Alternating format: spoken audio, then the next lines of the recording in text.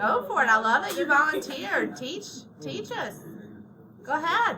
So first, Hold on, tune in, please. First, you would divide the 10 into 4. Simplify that to 5. 5 over 2. Okay. And you would subtract your x's. Yep. Be 5 x to the 5th. X to the 5th, and then that one's gone.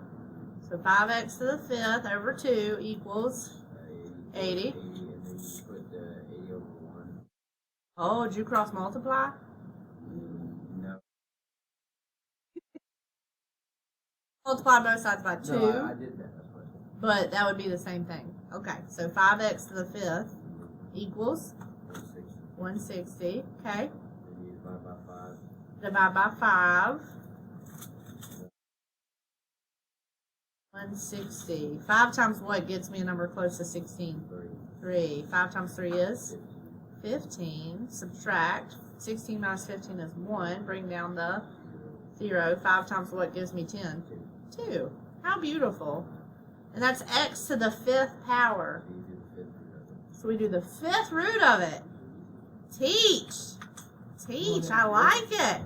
The 5th root of 32. So a number times itself 5 times is 2. Very nice. To check it, I would probably plug in here. 2 to the 5th power is 32 times 5 is 160 divided by 2 is 80. Yes, sir.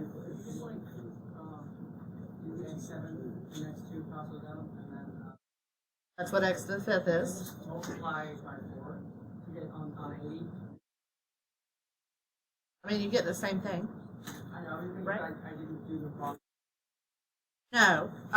This way gives you smaller numbers, but the other way, by not reducing the 10 and the 4, you're still going to get there. You just have larger numbers. Number 2. 2. You have an x squared over x to the 5th. 1 over x cubed. 1 over 3x cubed. And then I got stuck. And then you got stuck. Where's the variable? And then you multiply by 9. Then you just get. No, I would try to get that variable up out of the denominator. So 1 equals, what's 9 times 3? 27x cubed. Oh my gosh. No, you're not. When all the types of equations are jumbled up like this, your brain, you know, it just doesn't necessarily see it. So it's okay. All right. You could totally put this 9 over 1 and then cross multiply. I would recommend, though, definitely starting by getting rid of this x squared and making this x cubed, though. But yes, that's a 9 over 1 cross multiply. You still get 1 equals 27x cubed. Now I would divide. Then I would cube root 1 over 27. It benefits me to split this. I'm going to go up here because I didn't leave myself enough room. I apologize. The cube root of 1 over the cube root of 27. Cube root of 1 is 1. Cube root of 27. So x is 1/3.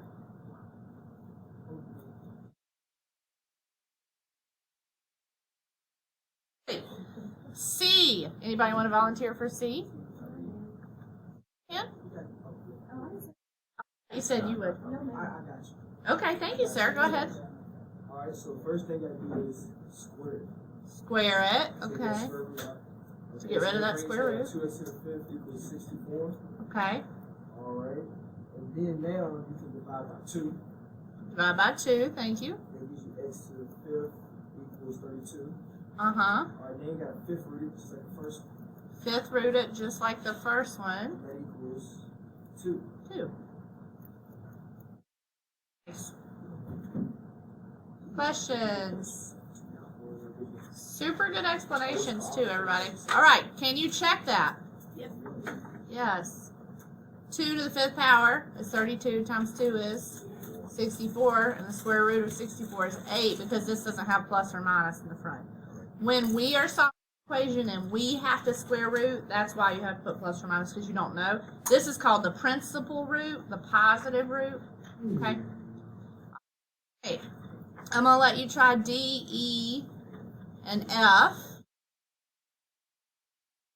Way over here, Oh, because yeah. my aura is helping some people out. Yeah. All right, teach me what to do, girlfriend. Go for it. Okay. So you want to get the same base? Why do we want the same base? So you can use the exponent. Because okay, so we're gonna get the same base, which would be what? 2. 2. So 2 to the Third. X. third.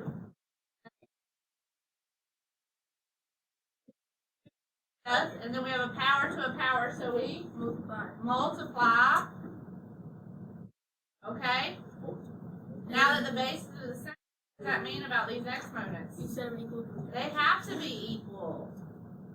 So then what'd you do? Divide by 3. Divide by 3. You get x equals 5 over 3. The math is mathing, y'all. Math is Math is mathing. Are you good now? Or can I take it? I'm just messing with you. All right. I didn't actually know if my airliner was gonna like pick up from over there. It went good. All right, questions. Questions. Have you had a chance to do this one? Okay, go for it. Go for it. Okay. So All right, tune in, everybody. Tune in. the first thing I did Uh-huh. was I changed 1 over 5 to the x power 2, 5 to the negative first to the x power. 5 to the negative 1 to the x. Yes, because right now the 5 is in the denominator. We can bring it up, but then we have to make its exponent, which is a 1, become negative. And then I went ahead and 5 to the negative x power. So you change that to 5 to the negative x. Because a power to a power, we multiply. And then to get the bases equal, Get the bases equal, you change this to 5 squared. 5 squared.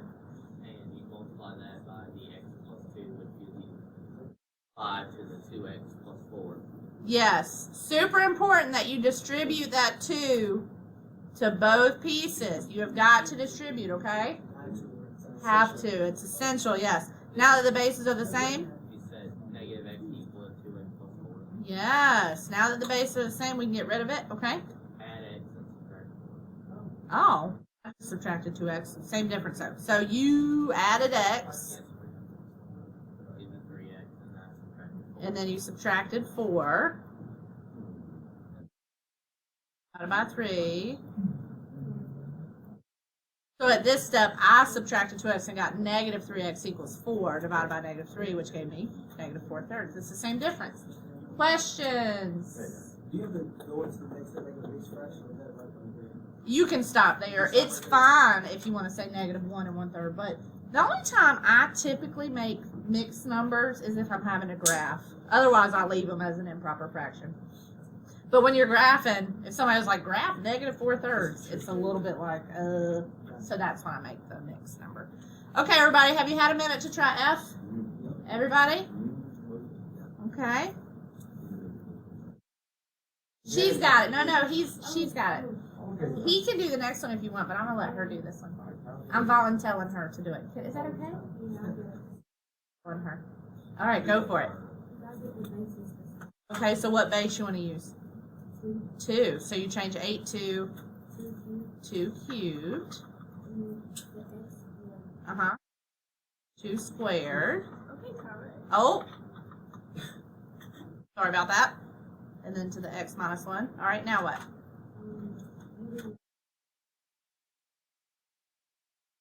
So you multiply the 3 and the x, so it's 2 to the 3x, okay, equals 2 to the 2x minus 2. Super important, again, to multiply it by both parts. Very nice. All right, now what? 3x equals 2x minus 2. They have to. Once your bases are the same, those exponents have to be equal. There's an equal symbol between them. So the exponents have to be. Good? Subtract 2x, and what happens? Equals negative 2. Very nice. Can you check your work on these? You can on any question I've taught you all year, right? The main thing is checking for extraneous when it's under a radical or when it's in a denominator, right? Because we don't want undefined. But you can check it on any question, okay? All right, so that leads us to the natural exponential function, okay? The natural exponential function. That is when the base is e. That is when the base is e. So when the base is e, okay? Where in the world does e come from? So that's what this is. I want to show you. There's actually a couple derivations, and I actually decided to get rid of one of them because most of the time when I show it, everybody's like, I'm like, you know what? Don't worry about it. Did this make sense? I'm like, yeah. I'm like, well, then let's just use that. So this year, this semester, I decided I'm not even going to show it to you. Why do it? Right? Because this is going to make sense. So if you have this function, okay, 1 plus 1 over x to the x. It's similar to a problem we talked about yesterday where you have an x like down here in the problem and then you also have it in the exponent, okay? So I'm just going to say, let's let x be 1. Then my function is quantity 1 plus 1 over, what is x? 1. To the, what is x? 1. Okay. Well, that would give me 1 plus, what's 1 over 1? 1. Any number, anything divided by itself is 1. To the first power. 1 plus 1 is 2, and 2 to the first is 2. 2. 2 to the first power is 2. Okay? So let's again. Change x. X is the denominator and the exponent. So it's going to become 1 plus 1 over 10 to the 10th. So what would this be if I need a common denominator? It'd be 10 over 10. 10 over 10 plus 1 over 10 to the 10th. Does everybody understand where that 10 over 10 came from? I got to get a common denominator. I'm not going to do it, but this would be over a 1. Then I'd multiply by 10, which means I have to multiply this by 10. It would be 10 over 10. Everybody good? So 10 plus 1 is? So this is 11 over 10 to the 10th power. I'm going to let you get out your calculator. You're going to type in 11 tenths to the 10th power. So you're going to put in there 11 divided by 10 in parentheses and then raise that to the 10th power. You do need to put it in parentheses unless you're using the alpha key. You can hit alpha. Everybody listening to me? You can hit alpha y equals and then choose the first option and it makes a fraction. It's a decimal. It's a nasty decimal, yes. You get, we're not going to round, 2.59. 3, 7, 4, 2, 4, 6. We're not rounding it for a reason. Just hang on. No. I really wanted to mess with you, be like, yes, you have to memorize that.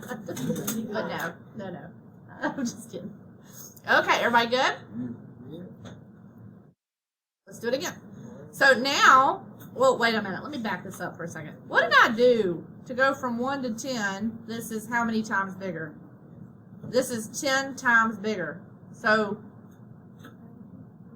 10 to 100, this is 10 times bigger. Do you notice a common theme right here? 10 times. It's 10 times bigger. So we're going to look at what happens when we make it 10 times bigger, the number. What happens when you have it in the denominator and the exponent? So this is going to be 1 plus 1 over 100 to the 100. What's this 1 going to become? 100. 100 over 100 plus 1? 101 divided by 100. I'm saving us some space because we need it. So 101 over 100 to the 100. Type that in.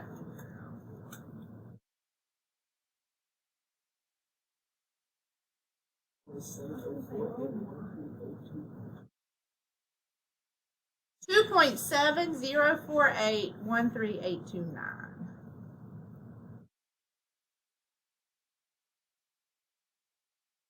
Which is, this is 10 times bigger, but look at from this to this. A little bit of change. That's interesting. So we started when x was 1, we got 2. When x was 10, we got 2.59374246. When x is 100, we still get 2.7, or excuse me, we get 2.704813829. So what happens if we do it again? 10 times bigger. So that'll be 1 plus 1 over 1,000 to the 1,000, which when I simplify is going to give me 1,001 divided by, I'm running out of space, so I'm going to write it like that, divided by 1,000 to the 1,000.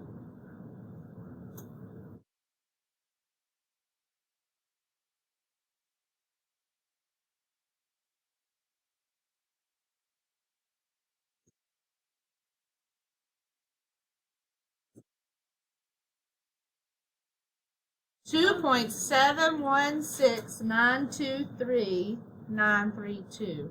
So this is 10 times bigger, and look at the change from here to here. Very little. Let's do it again.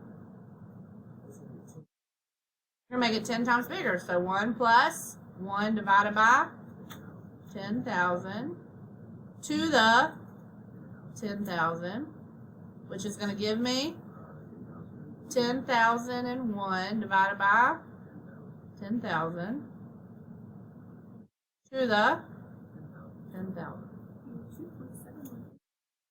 What'd you say, ma'am? 2.718145927. That's like 2.00. That's 0.002, which is tenths, hundredths, thousandths. 2 1,000ths bigger. That's small, isn't it? All right, do it again. Make it 10 times bigger, so now 100,000. So 1 plus 1 100,000th to the 100,000, which gives me 100,001 divided by 1,000 to the 100,000. What do you get? 2.718.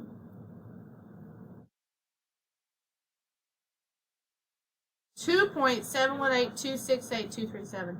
So this is continuously getting bigger, but this number looks like it's approaching something and not really getting bigger than that. Like hardly. Do you see? What's this approaching? 2.718, and then it's barely bigger. So what do you think would happen if I multiplied 10 times bigger, which would be?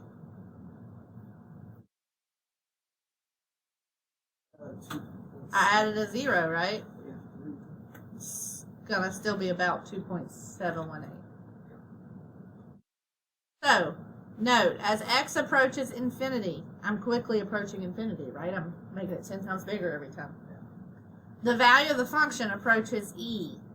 E is an irrational number. Remember, it means it doesn't terminate or repeat. It's irrational.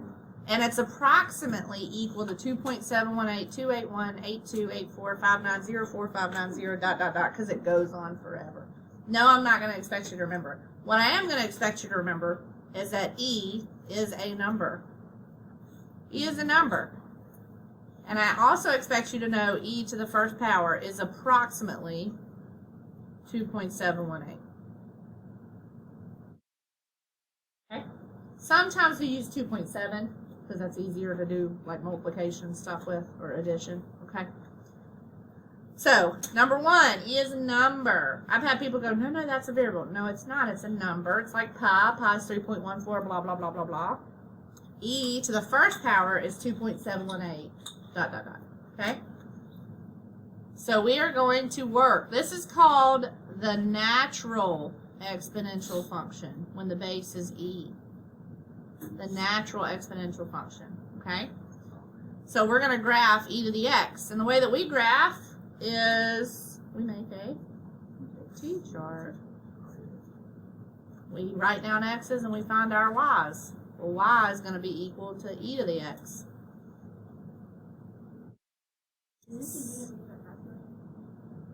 We're not quite to like using our calculator. Not quite. I mean, we've been doing some exploration with it, or like right there, some calculation. So not quite, but almost.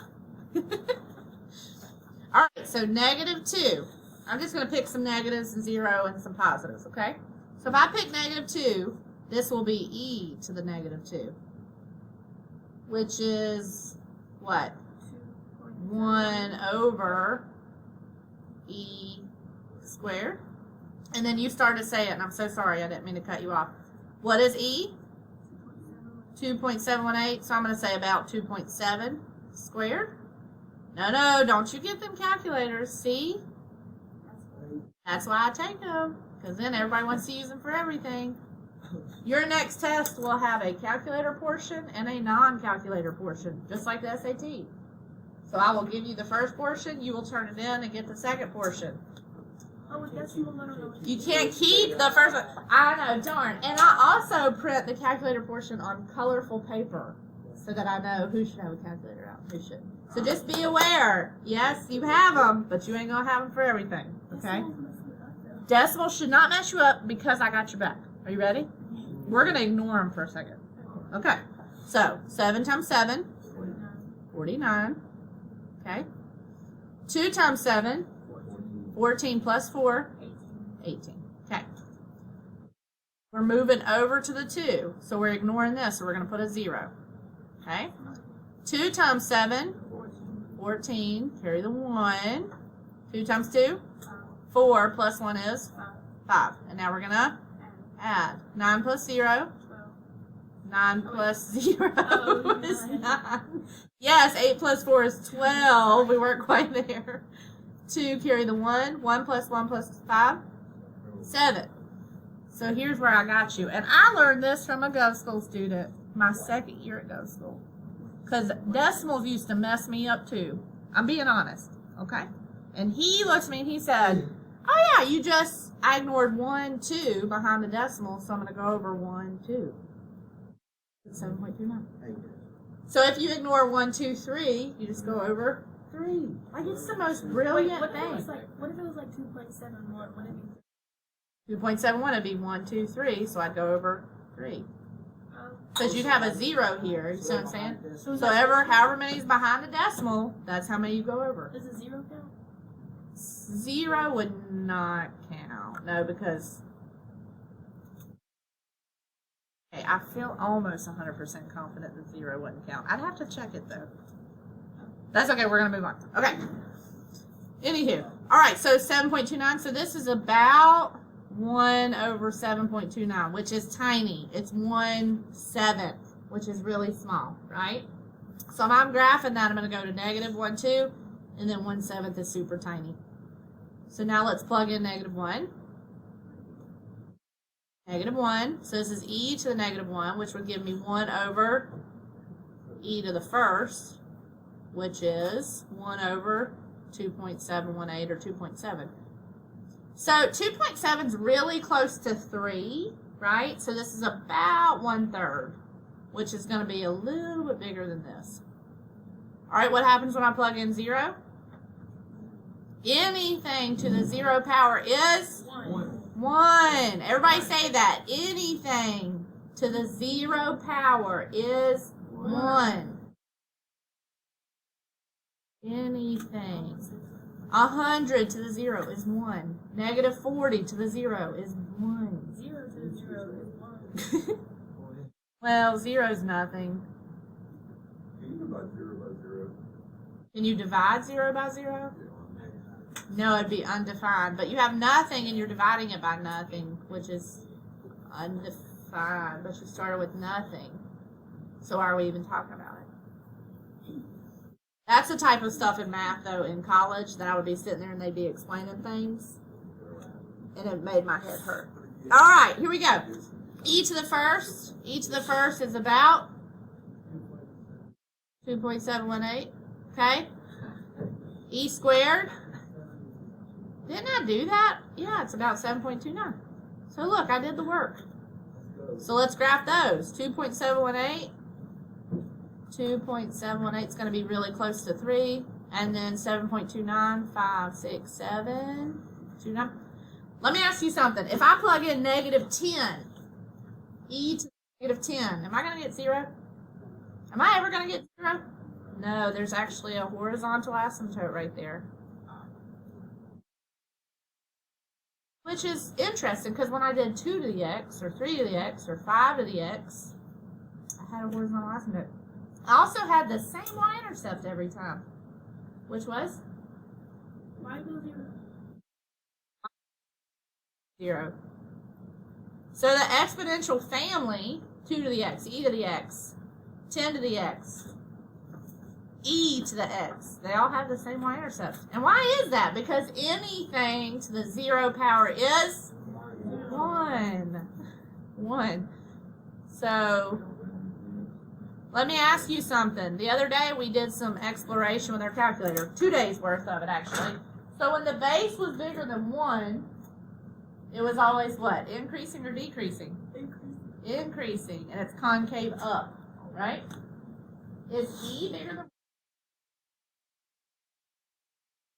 2.718?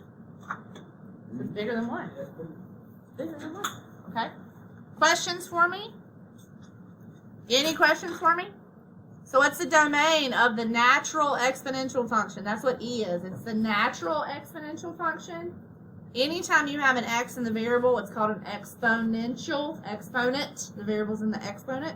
So how do you tell somebody you're talking about E? It's called the natural exponential function. Okay? So what's the domain?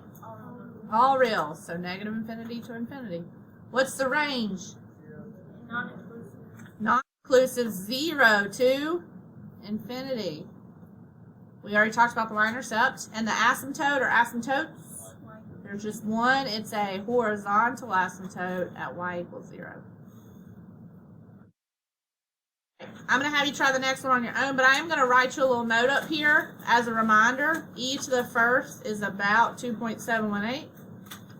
And we found that e squared was about 7.29. That way you don't have to flip your paper back and forth. If you've done the work, why not use it, right? Use it. All right, y'all do this one for me. Okay, so on this one, when you make your t-chart, I'll just do that up here.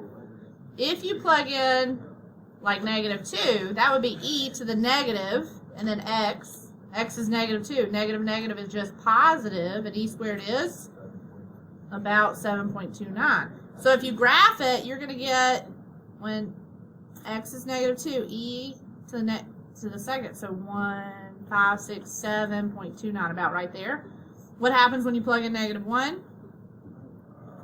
You get e to the first, which is about, struggle, 2.718. So 1, 2, close to 3, but not quite. When you plug in 0, 1. Anything to the 0 is 1. I mean, you could put negative 0. That doesn't really make any sense because 0 is neither negative nor positive. It's in the middle. Which one do you think it's closer to? Negative or positive? It's definitely closer to negative. E to the first would be e to the negative 1, which is just 1 over e. So we graph that while I go as close to a third, and then 1/7. So this one is forever what? Decreasing. The other was increasing. This one's decreasing. Still has a horizontal asymptote though, yes? Yep. But it's decreasing instead of increasing, right? Alright, so the y-intercept is still 0, 1. The range is still non-inclusive 0 to infinity, and the domain is still negative infinity to infinity. Alright, so you're moving ahead to this one, which I said I totally love. I would suggest rewriting. So negative e to the x minus 1, and then that's positive, so plus 2. We have spent quite a bit of time this semester talking about transformations, right? So if there's a negative in the front, it flips it which way? Flips it down, or flips it across the x-axis. But you're like me, I think flip down.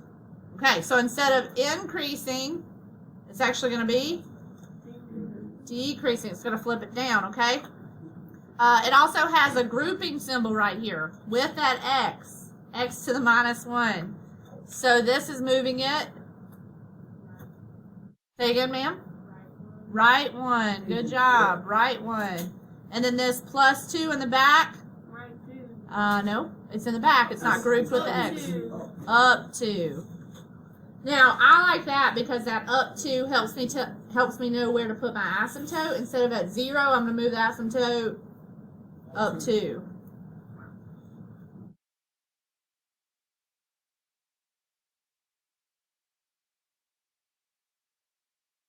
And then I would recommend just making your chart, okay? So just plug in some negatives. Realize you're moving it to the right one and then up 2, but it's flipping it. So that creates some issue, okay? So just make your T-chart. Cannot draw a straight line. Is it a Y? I mean a Y. This is y equals 2, yes. It's a horizontal line, so it's always y equals a number. All right, y'all, you can finish that one. Just make your chart, plug in what you get. Don't try to find a common denominator necessarily. Like if you get 1 over e squared, just realize that's about 1/7, and then you're adding 2, right? You see what I'm saying? So we're just doing. So just approximate. I don't need perfect. I don't need it perfect. Just approximate where the points would go. Okay? So you do like negative. Hold on, because I want to get to that. I want to be done with that. This was, oh no, I didn't get to that really fun one. Sadness. Hey team, properties of the natural exponential function. Do you think that's going to be different from the other exponential functions? Hope not. No. If the bases are the same and you're multiplying, what should we do? Add. So this is going to be e to the m plus n. How about this one? Subtract. This is going to be e to the m minus. What about a power to a power? Multiply. Multiply. So that'll be e to the m. And then this last one said determine the domain. You technically should know how to do this. How do we find any domain? Undefined. Non-real. Anything going to make it undefined? No. Anything make it non-real? Yes. Yes. So we're going to set this whole thing Greater than. greater than Or or equal to.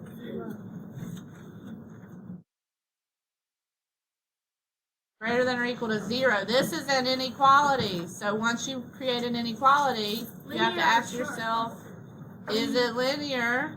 Do I need a chart? Does that look linear? No. So do I need a chart? Yes, we will finish that tomorrow. You do have a homework problem like that. So number 9, you will not know how to do, possibly, okay? Everything else you should know how to do. All right? Have a good day, everybody.